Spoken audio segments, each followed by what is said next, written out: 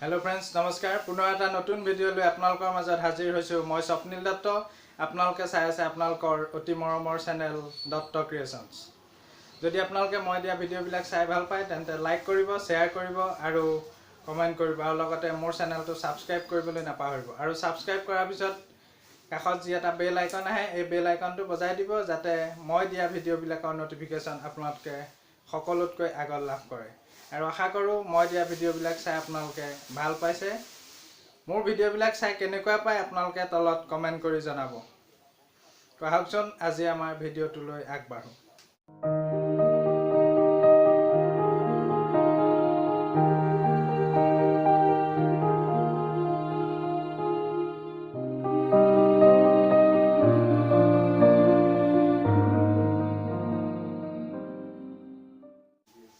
আজি মূল ভিডিওত লৈ আগবঢ়া আগতে আহকচোন চাই লওঁ কেইটামান ভিডিও ক্লিপছ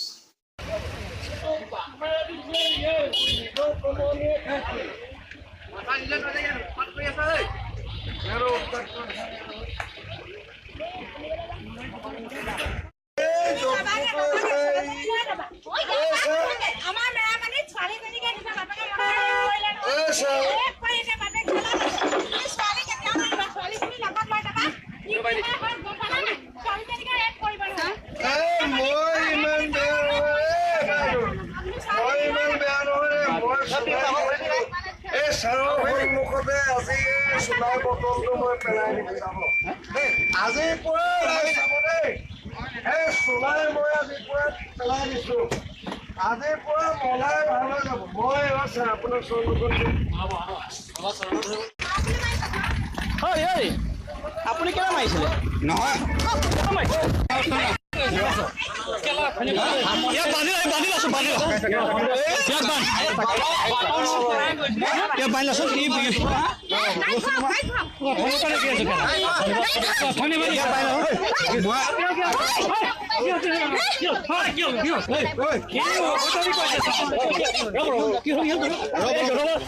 মাৰিব নালাগে ইয়াত প্ৰগ্ৰাম চলি আছে মানুহ কিয় অভদ্ৰামি কৰি আছে এনেকে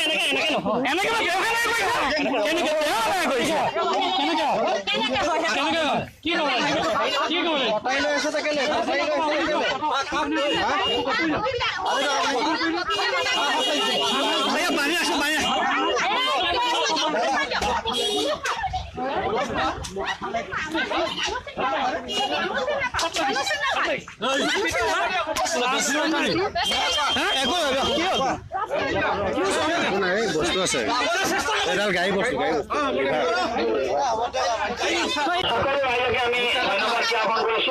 অনিচ্ছাকৃতভাৱে হৈ যোৱা এটা ঘটনাৰ বাবে আমিও আপোনালোকৰ ওচৰত ক্ষমা বিচাৰিছো আৰু আমি সকলো ৰাইজক আহ্বান জনাইছো সকলো ৰাইজক আহ্বান যে অসমৰ চুকে কোণে সুৰাৰ বিৰুদ্ধে এক অভিযান আৰম্ভ হৈছে সুৰাৰ বিৰুদ্ধে এক গণসজাগতা আৰম্ভ হৈছে সুৰাৰ বিৰুদ্ধে এক ৰণ আৰম্ভ হৈছে এই সুৰাৰ বিৰুদ্ধে এই ৰণলৈ সকলো ৰাইজক ওলাই আহিবলৈ আমি গাঁৱে ভূঞে ইতিমধ্যে সজাগতা অভিযান আৰম্ভ কৰিছো বৰ্তমান ৰাজনৈতিক ব্যৱস্থাটোৱে আৰু বৰ্তমান এই মদৰ এই নদীটোৱে অসমৰ গাঁৱে ভূঞে চহৰে নগৰে যি মদৰ নৈ বোৱাব বিচাৰিছে সেই মদৰ নৈ এই মদৰ বানপানীটোতে ইতিমধ্যে হাজাৰ অসমীয়া যুৱক আজি দিশহাৰা হৈ পৰিছে হাজাৰ অসমীয়া পৰিয়াল আজি দিশহাৰা হৈ পৰিছে আজি বহু মহিলা বহু কম বয়সতে বিধৱা হ'বলগীয়া হৈছে বহুতৰ পৰিয়ালৰ জীৱনলৈ কাল অমানিশা নামি আহিছে এনে এক দুৰ্যোগপূৰ্ণ মুহূৰ্তত সকলো ৰাইজৰ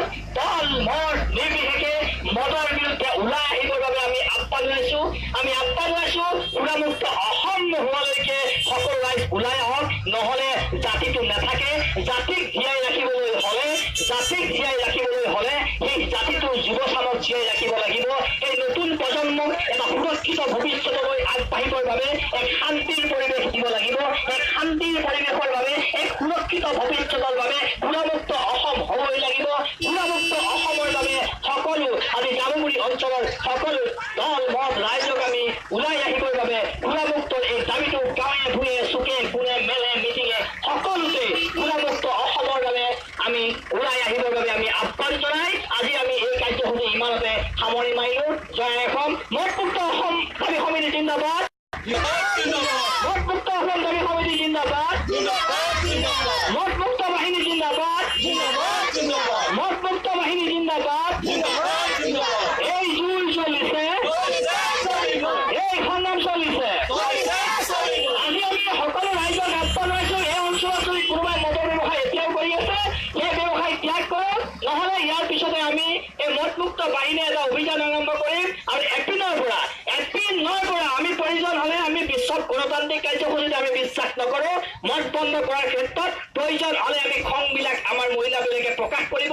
আৰু যদি মদৰ যদি ব্যৱসায় বন্ধ নহয়, যিকোনো পৰিস্থিতিত, যিকোনো সময়ত, যিকোনো মুহূৰ্ততে মদ বেপাৰীয়ে মদমুক্ত বাহিনীৰ মহিলাৰ আপোনাৰ বাহনীৰ কোব খাবলৈ প্ৰস্তুত থাকিব লাগিব। এইটো কিন্তু আজি আমি ইয়াতে সকলোকে সকীয়াই দিছো। জয় অসম।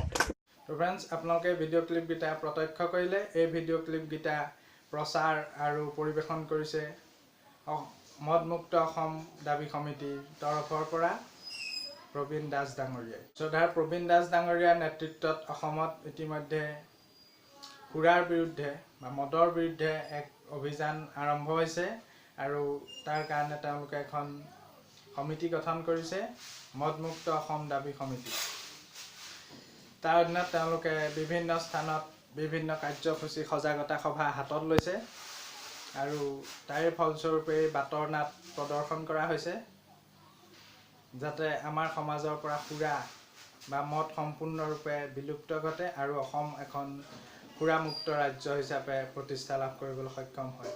তাৰ বাবে তেওঁলোকে অহোপুৰুষাৰ্থ চেষ্টা কৰিছে আমাৰ ভৱিষ্যত প্ৰজন্মৰ স্বাস্থ্য তথা অন্যান্য সুৰক্ষাৰ ক্ষেত্ৰত।